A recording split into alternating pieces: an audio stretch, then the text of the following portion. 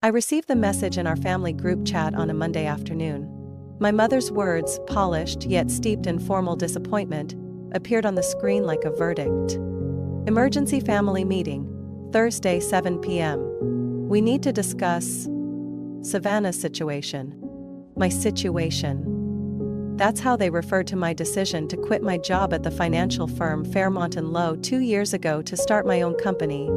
That's how they described my life's dream. Like it was a condition in need of treatment.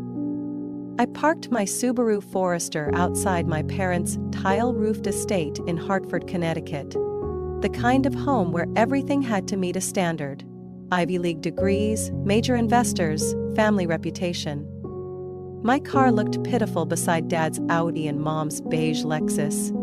I knew that's how they saw me now. I used to be the pride of the family. Now I was their cautionary tale over afternoon tea. I stayed in the car, staring at the oak door ahead. A text popped up from Tyler. My CFO. Bloomberg article goes live at 8 p.m. Ready? I replied, perfect timing. He sent back a wineglass emoji and a single word. Brutal. I checked myself in the rearview mirror. No designer coat, no luxury accessories. Just a white button-down under a worn black blazer. One mom once mocked as looking like it belonged to an unfinished college intern. My hair was pulled back neatly, makeup minimal. Let them think I was struggling. That made what was coming sweeter. The door opened before I could knock. My mother stood there in a fitted Chanel tweed dress. Makeup perfectly layered, but unable to mask the tension in her face. You're late, Savannah.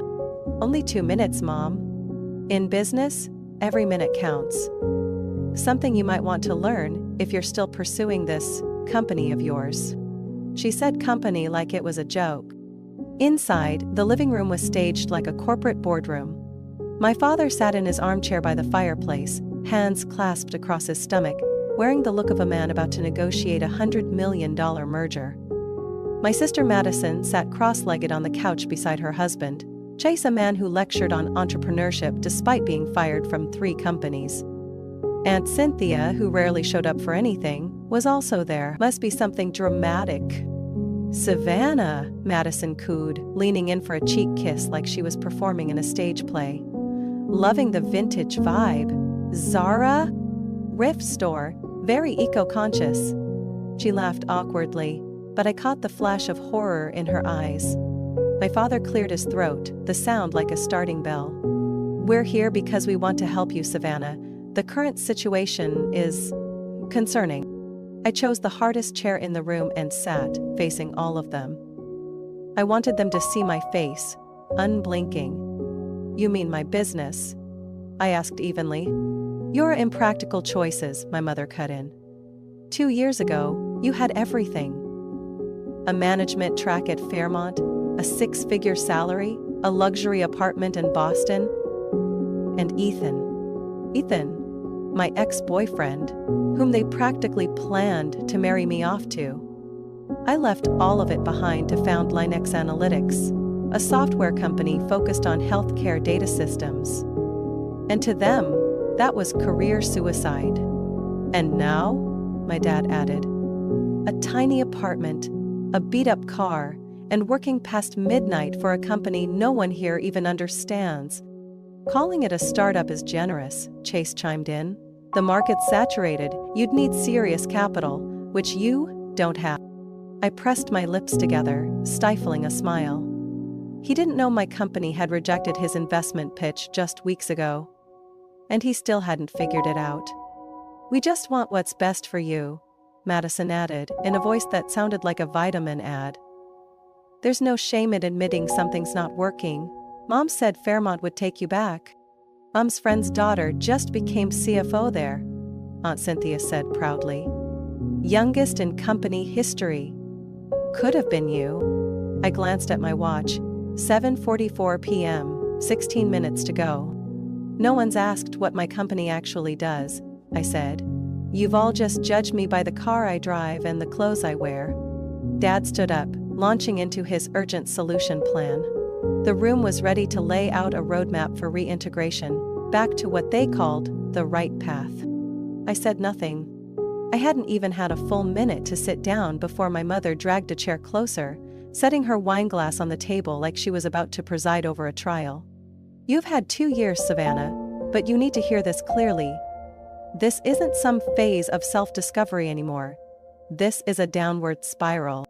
My father clasped his hands and leaned back, as if preparing to deliver a shareholder rebuttal. "When you walked away from your position at Fairmont, your mother asked me to have faith in you. She said you needed time. But look at you now. 29, still unsettled, no marriage, no children, no real home.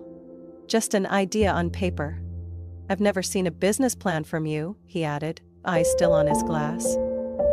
"You've been evasive, like you're hiding something."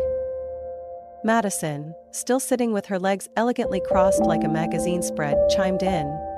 "Remember our last night in that Newbury Street apartment? I cried because I thought you were throwing it all away. I truly believed you'd come back. You and Ethan were perfect together." I turned to look at her. Not a wrinkle on her face, sparkling white teeth and eyes that glimmered. Though not from emotion, but from colored contact lenses. "Ethan didn't believe in women leading anything," I replied flatly. "And now you're not leading anything?" Chase interjected, leaning forward. "A company with no LinkedIn presence, no office address, no public website. You really think anyone takes that seriously?" I almost laughed. "No public website? Because we're under NDA with 3 of the largest healthcare conglomerates on the East Coast. But why bother explaining that to a man who once described blockchain as an app for concert tickets?" Cynthia adjusted her scarf, her tone syrupy sweet but colder than any boardroom air conditioning. "Your parents sacrificed a lot to give you a proper education. They don't deserve to be in this position. When people ask what Savannah's doing now, your mother has to pretend she didn't hear them. You think that's pleasant?" I looked directly at her. "It's not pleasant, but it's not worse than being treated like a failure, just because I didn't follow a path someone else laid out." Madison sighed dramatically. "You know what? Chase was just asked to consult for a health tech venture fund. Maybe you should talk to them. They might find a place for your idea." "I'm not looking for a place," I said, my voice dropping. "I'm building one." No one responded. They thought I was being petulant. My father cleared his throat again. "Fairmont still keeps in touch with me. They said you were one of their most promising hires. They'd take you back, maybe not right away. But I can arrange a call. There's no shame in starting over." "I don't need to start over," I said, eyes fixed on the clock. 7:53 p.m. My mother snapped, turning to face me. "Then what do you call this? Living in a one-bedroom in East Cambridge? Working 16-hour days? No stable health insurance? No retirement plan? Is that what you call success?" I stayed silent. Chase shook his head and pulled out his phone. "Want to see the company I'm consulting for? They've got an AI health data platform, website, PR team, a legit logo. Not whatever shadowy thing you're doing." He scrolled and shoved the screen toward me. I glanced at it. A company launched 2 months ago, with a logo suspiciously similar to one of our unreleased internal prototypes. 7:50 p.m. "Savannah," Aunt Cynthia leaned in. "You should think of your mother. She cried all night because you won't say anything about your job. She's terrified of what people are saying. Do you know what they're saying?" "No." "And I don't care," I said, calm but firm. "Ungrateful," Madison muttered. I turned to her. "Silence isn't ingratitude, it's self-preservation." Madison's phone buzzed with a notification. A moment later, Chase's did too. "Babe, have you seen this?" he asked, his voice dropping. I pressed my lips together. 8 o'clock. My mother's voice still carried sharpness. "So what exactly does this mystery company of yours even do? Or is it all just smoke?"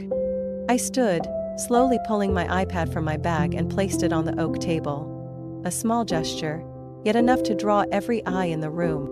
I hadn't even touched the iPad when Madison's phone started buzzing non-stop. She glanced down, ready to swipe it away like usual, but suddenly froze. "Whatever it is, Is this? She muttered. Her skeptical expression quickly twisted into disbelief. Chase leaned over, snatched the phone from her hand. His jaw clenched, his face turned red. My mother furrowed her brow, craning over the table to see. What's going on? She snapped. I kept my face neutral, opened the iPad, and tapped straight to the newly published Bloomberg Business Tech headline. In bold letters, the woman behind the healthcare data revolution, Savannah Blake, 29, takes Linex to a $2,400,000,000 0 cents valuation. Below it was my portrait, taken at my Cambridge office. Soft daylight through the glass windows. Behind me, whiteboards filled with algorithms and a national hospital network map. Chase's voice was tight. This is real? It's my company, I said. Nothing more, nothing less. My mother's hands trembled as she nearly knocked over her wine glass. My father stood abruptly, circled the table, and stared at the iPad like he might find a typo. But every line was clear, unmistakable. Savannah Blake, founder and CEO of Linex, is behind the confidential healthcare data platform recently approved by the FDA, currently integrated in over 180 hospitals across the U.S. Confirmed by Forbes, Savannah Blake joins the 30 under 30 in tech for building an AI network that analyzes chronic disease recurrence risks. My father swallowed hard, voice hoarse. $2.4 billion? Estimated after last quarter's funding round. It might be higher now, I said, eyes fixed on their stunned faces. Madison stammered. Why didn't you say anything? I shrugged. No one asked. But you live in that tiny apartment. You drive a beat-up car. Because I don't have to prove anything. And I know exactly where my value comes from. It's not the car or the zip code. My mother still hadn't spoken. She was now reading every word of the article, eyes scanning to the final lines. Blake maintained complete operational secrecy for nearly 2 years, refusing all interviews until federal medical certification was obtained. Bloomberg confirms she rejected 3 acquisition offers, each worth over $1 billion. She looked up, her voice faltering. You turned down $1 billion? 3 times, I said. Because what I'm building isn't meant to be sold off for quick fame. I'm redefining how healthcare data is managed in this country. Chase stood up so fast it looked like I'd admitted to espionage. Madison clutched her mouth. My father slumped in his chair, his whole body deflated. Aunt Cynthia let out a soft gasp. Oh my God. I flipped the iPad to the next screen. An interactive map of all hospitals under contract with Linex. A dense network of green dots covered more than half the country. These are the places using our technology. And this, I pointed to the lower right corner logo, this is why Chase didn't get funding. That firm? It's my subsidiary. I acquired it 6 months ago. Chase went pale. Madison collapsed into her seat like the oxygen had been sucked from the room. I looked at my parents. 2 people who'd believed that Ivy League degrees and 6-figure salaries defined worth. Now, that definition sat across from them, needing no permission to exist. The blazer I'm wearing, I adjusted the lapel slightly. Yes, it's from a thrift store. But it'll be on a magazine cover next week. They're writing about female leaders who ignore superficial signals. No one said a word, the silence was unnerving. Just then, my mother's phone rang. She jumped, glanced at the screen, and sighed. It's Mrs. Harrison. She sent the article with the message, "Is this your daughter?" I stood, picked up my iPad. Now that you all know what my company actually does, I'll be heading out. I have a Zoom meeting with the FDA's executive director in 10 minutes. I walked toward the door, then paused. Oh, and Madison? The reason my company rejected Chase's pitch wasn't because of a bad business model. It was because the ethics didn't meet our standards. I turned back to look at my family one last time before leaving the room. The same room where they once gathered to rescue me. You always ask why I don't share, I began, my voice steady, not angry, but sharp as a blade through the silence. But none of you ever really wanted to listen. My mother pressed her lips tight. My father stood still, gaze drifting, like he was trying to reclaim control of a meeting that had slipped away. For the past 2 years, what did I get? Calls asking when I'd wake up, texts suggesting I consider real jobs, and questions like, "Are you sure you don't need help?" I stepped forward, iPad still firm in my hand. I didn't stay silent because I was ashamed. I stayed quiet to work in peace. Because I knew, if I failed, you'd say, "We told you so." And if I succeeded, it would be, "Why didn't you tell us sooner?" Aunt Cynthia shifted, glanced at my mother, about to speak. I raised my hand gently. "No need. Do you remember the last time you checked in on me, Aunt Cynthia? It was at Madison's wedding. You asked, 'Still playing with those tech toys?' and laughed like it was a joke." I turned to Madison, still dazed. "You stood in the middle of that reception and mocked me for living in a one-bedroom apartment.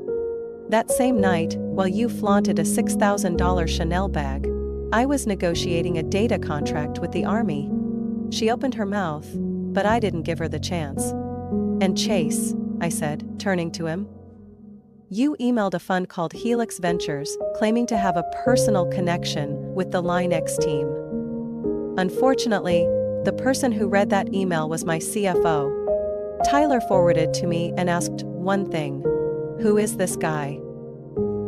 Chase flushed, lips pressed thin, but said nothing. "Remember that tech summit in Baltimore?" I continued. "You came with Madison, sat in the front row, and loudly dismissed one of the presentations as lacking vision? That was our first internal demo of Linux Core. I was 2 rows behind you. I heard every word." My father furrowed his brow.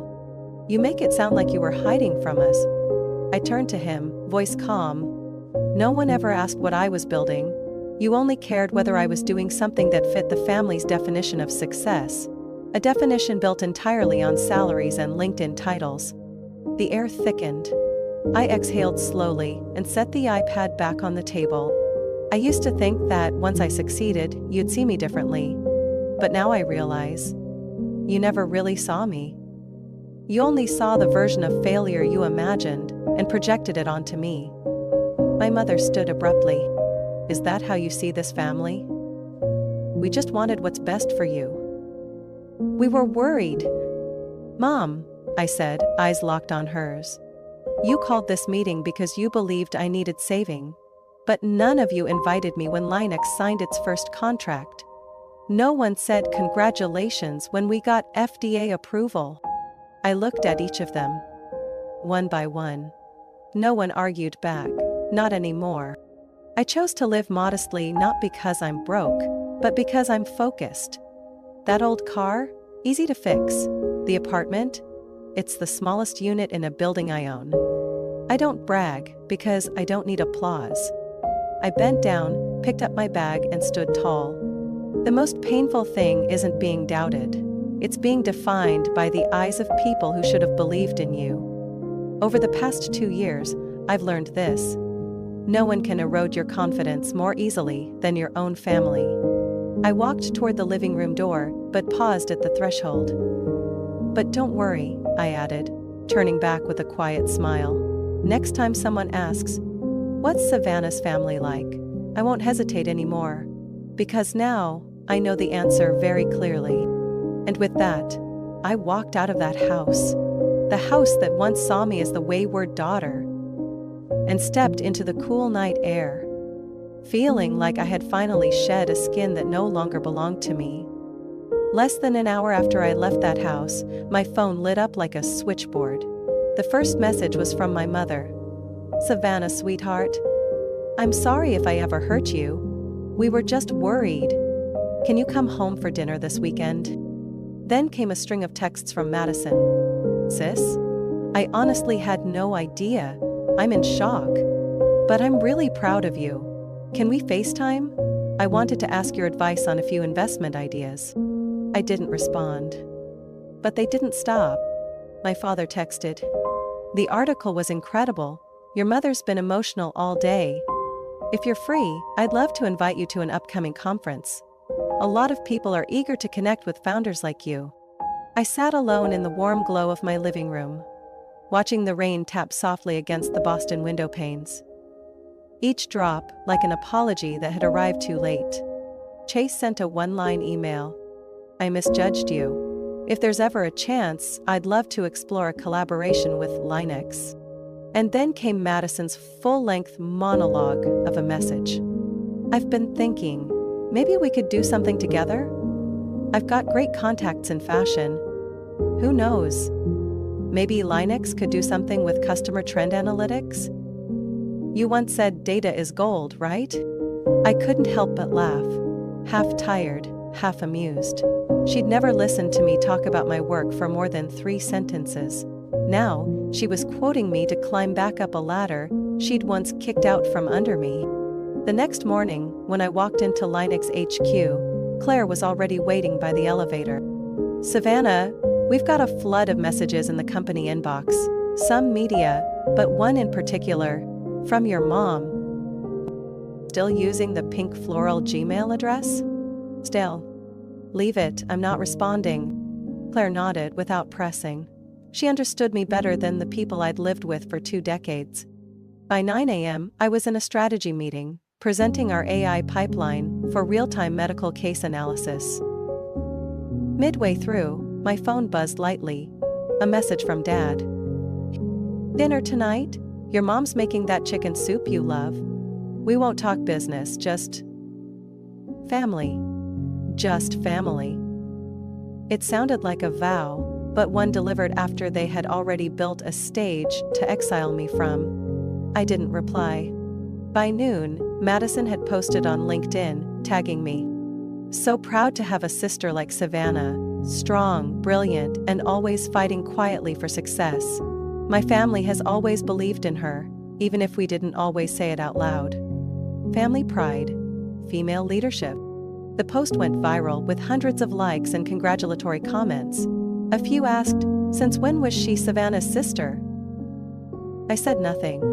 PR emailed to ask if I wanted to issue a statement. I replied, no need, they're just borrowing my light now that it's warm. I don't owe them the fire. That afternoon I sat alone in my glass office on the 34th floor, watching the traffic weave like veins across the city. My phone buzzed again. Another message from Mom. You might still be angry with me, Savannah. But I've always been proud of you. When you left Fairmont, I cried all night. Not out of disappointment, but fear. Afraid the world might hurt you. I read the last line slowly. Now I see you're stronger than I ever imagined. Please, give me another chance. I set the phone down. I didn't delete it. I didn't answer either, just let it sit. Because what they didn't understand was this. I didn't get here because of their applause. I got here because I learned to walk without needing it. I used to wish they'd recognize my efforts. Now, I just wish they'd understand one truth. Saying sorry doesn't reset the clock. I'm no longer the daughter seeking approval. That version of me no longer exists. 1 month after the article went public, when the media had finally begun easing their grip on every move I made, my father showed up unexpectedly in the main lobby of the Linux building. No Mercedes, no sharp blazer, no navy tie like the ones he always wore at board meetings. Instead, he was dressed in a worn chambray shirt, jeans, and old sneakers. In his hand was a scuffed brown leather briefcase, one I hadn't seen since elementary school. Claire walked into my office and tapped lightly on the glass door frame. Savannah. Richard Blake is downstairs. No appointment. I looked up. My heart didn't race. It simply settled. Did he say anything? Not much.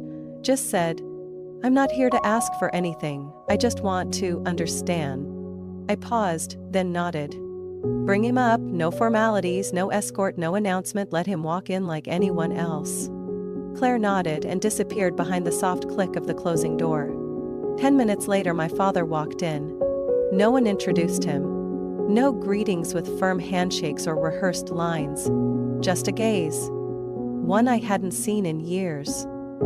Not one of power, but of quiet surrender. "Hello, Savannah. Please, have a seat," I said, pointing to the chair across from mine. He didn't sit right away. His eyes scanned the room. Whiteboards covered in dense algorithms. Live dashboards from 42 linked hospital systems. Soft daylight streaming through the windows of the 34th floor. Finally, he sat, laying the old briefcase on his lap, and carefully unbuckled it. "These past few weeks I've been reading, more than I've read in my entire career." I tilted my head. "About what?" "AI, deep learning, healthcare data processing protocols, FDA 5.10Q, Linux's core framework. I even tracked down your sophomore research paper, Predictive Patterns in Pediatric Oncology." I stayed quiet. He pulled out a thick binder, hand-labeled with black marker. Savannah/Linux/Core Concepts. I printed every article, every demo report, every trade feature. I took notes in the margins like you were my professor. Because I realized I had no idea what you'd been doing all this time. I only judged it through what I thought was right. I let out a faint laugh. Not because it was funny. "So, what do you think now?" He removed his glasses, wiping them gently with a folded handkerchief. "I think I was wrong.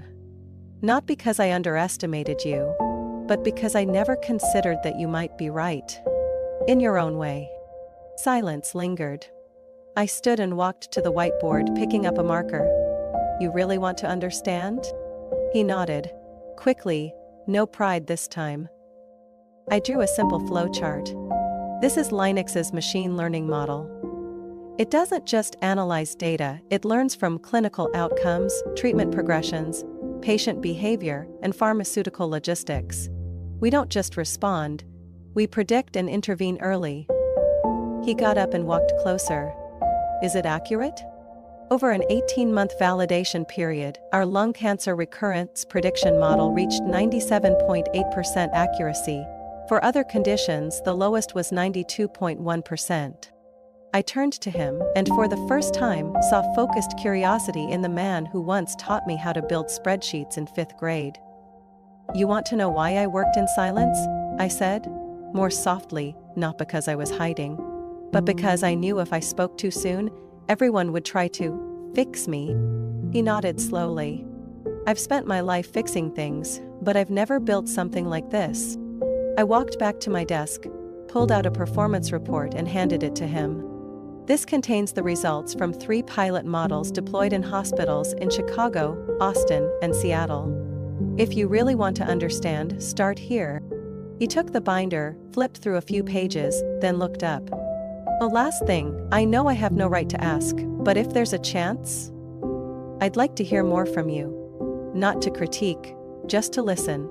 This time, really listen." He didn't speak. Then I nodded.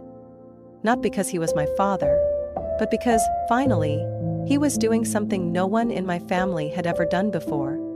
He was learning how to understand me in my own language. There were no tears, no hugs.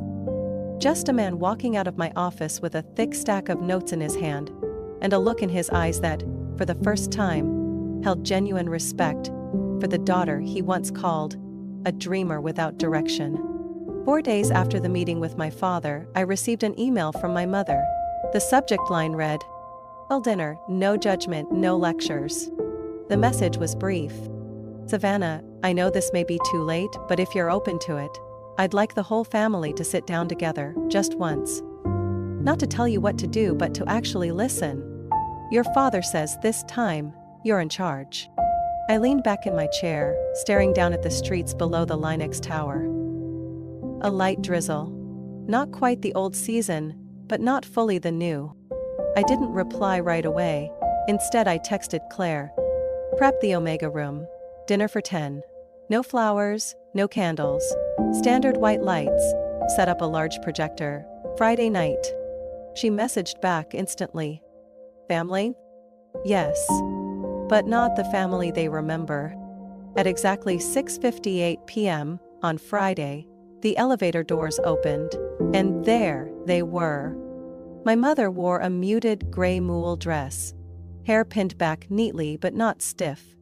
Madison had on a soft cashmere sweater, no sequins, no Dior. Aunt Cynthia carried a bag of homemade pastries. My father stood in the center, in a plain brown coat, calm expression, the usual corporate sharpness stripped away.